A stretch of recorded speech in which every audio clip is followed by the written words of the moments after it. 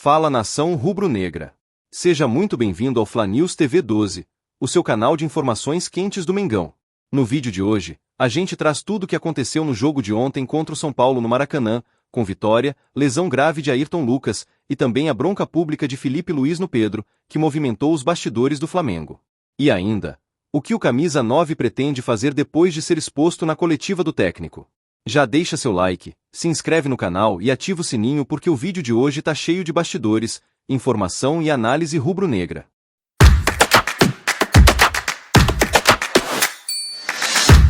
O Flamengo venceu o São Paulo por 2-0, na noite de sábado, 13, no Maracanã, pela 13ª rodada do Campeonato Brasileiro.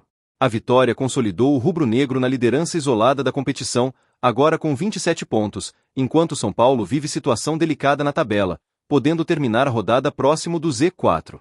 Primeiro tempo, pressão total do Flamengo e defesas de Rafael. O Flamengo começou a partida com total domínio da posse e das ações ofensivas.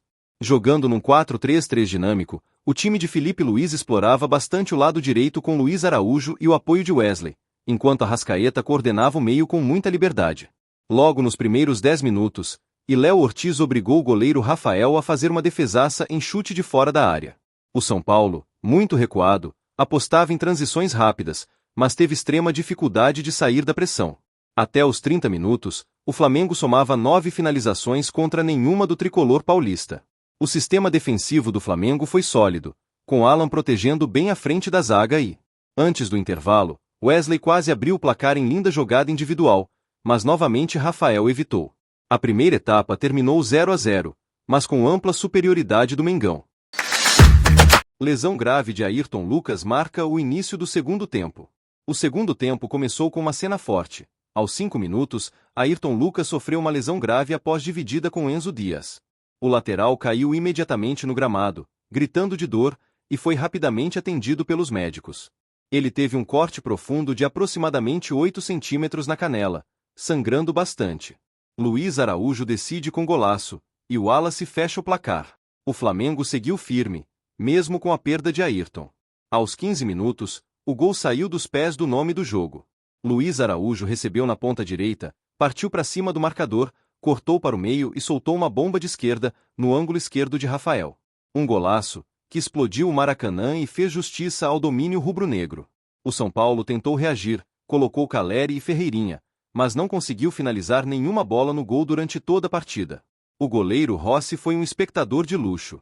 O Flamengo seguiu administrando bem a posse de bola, tocando com paciência e controlando os espaços. Já nos acréscimos, aos 50 do segundo tempo, após mais uma jogada de Luís Araújo que bateu para o gol, com rebote do goleiro do São Paulo a bola sobrou para o Wallace Yan, que fuzilou no rebote e marcou o segundo, 2-0. A partida mais recente do Flamengo deixou uma imagem preocupante para os torcedores. O lateral Ayrton Lucas sofreu uma lesão feia após uma dividida com o adversário, onde acabou levando um corte profundo na perna direita. Assim que caiu no gramado, os médicos do clube entraram rapidamente em campo. O jogador recebeu os primeiros socorros ali mesmo, com o ferimento sendo imediatamente estancado com curativos e contenção. Ayrton saiu de maca, com dores intensas, e foi encaminhado direto para um hospital da zona oeste do Rio de Janeiro.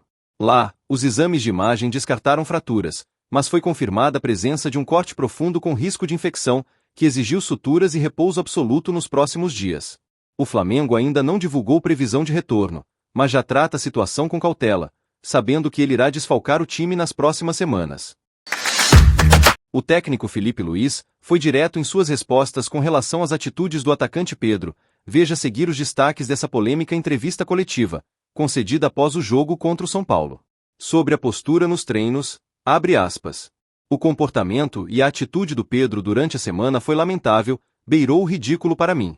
Evidentemente que o Pedro tem os seus problemas pessoais com a diretoria, com o clube, problemas dele. E não é de agora que ele vinha treinando muito mal. Só que esta semana ele realmente rompeu para mim com um princípio claro que nós temos como comissão e o grupo de jogadores tem, que é a cultura de treino. O que ele fez foi uma falta de respeito, a atitude dele nos treinamentos. E não duvidei de deixá-lo fora da lista de relacionados porque esse tipo de comportamento pode contagiar. Sobre o pedido de desculpas e voltar a baixar o tom. Então espero que ele se recapacite, que ele pense e peça desculpas. Desculpa para os companheiros e volte a ser o Pedro, porque para mim não é só uma falta de respeito com os companheiros, é uma falta de respeito primeiro com ele mesmo, um jogador que tem uma ambição que o Pedro deveria ter, chegar à seleção brasileira, de jogar mais uma Copa do Mundo. Não pode negociar um minuto de treino. Depois, faltou com respeito com os torcedores, que estão esperando o melhor Pedro depois da lesão, e com o clube, que paga o salário.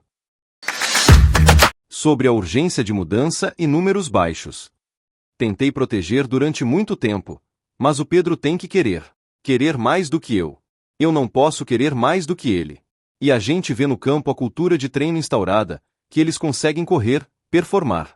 O meu olho me diz o que vejo nos treinos, mas temos dados de GPS que dizem que o Pedro é o último em tudo nessa semana.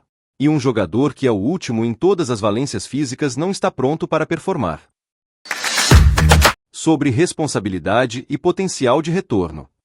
Vocês podem colocar a culpa no treinador, no modelo, no Arrascaeta, em que for. Mas a culpa é dele. Ele tem que querer.